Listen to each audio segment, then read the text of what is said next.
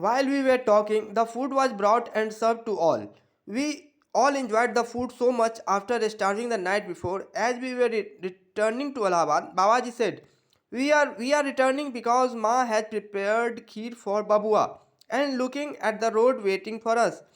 Babua was Didi's nephew, a young boy who was in the party.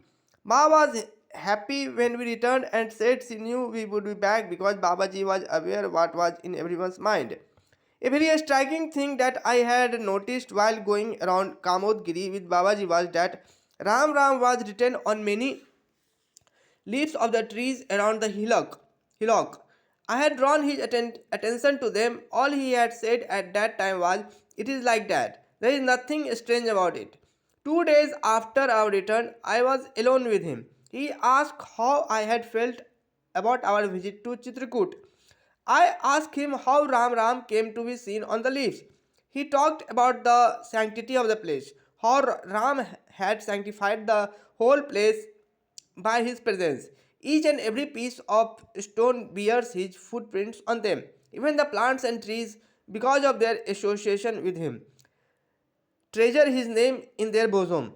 Babaji asked, Kan Kan mein Ram hai. Ram is present in each and every particle, and his devotees get his darshan even now.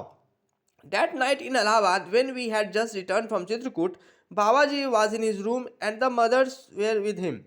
Mosima said, Baba, you are very kind to everyone, but not to these old women. Why, Mosima? You took everyone to Chitrakoot but left us behind. Moshima Chitrakoot is a rocky area and is very difficult for you to visit such a place. We shall go to Vindhyachal and you will have the darshan of the Vindhyashini Devi. We shall go tomorrow. The next day, a large party started early in two cars. Didi and her sister Ashoka stayed behind to look after the household duties. After visiting the temples, we were returning and Babaji said he would go to urinate. Babaji told the others to remain in the car and I walked with him some distance into a field. After urinating, we had walked back a bit when he suddenly sat down and said a thorn was stuck in his foot. I also sat down, not in front of him as I normally would, but behind him.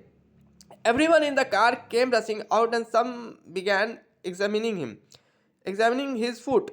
Mr. Joshi took a pin from the turban on his head and began searching for the thorn.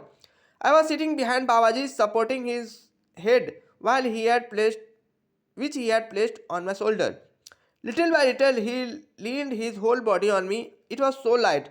Suddenly, it came to me in a flash what I had said the day before to the Dandiwalas in Chitrakoot, that their passenger was very light. I felt that this communication had been his, with my mouth swing as his instrument. This happened many times afterwards also. A month after Babaji left Allahabad, Didi's father died and we had to go to Kanpur to attend the ceremony.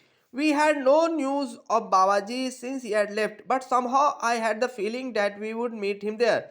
When we reached Kanpur, Didi's sister Ashoka and her uncle were waiting for us at the station, saying they had just received word that Babaji had arrived and was staying with Dr. Dikshit.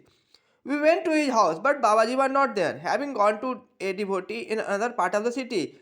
This house was situated some distance from the main road and was reached by going through a narrow lane.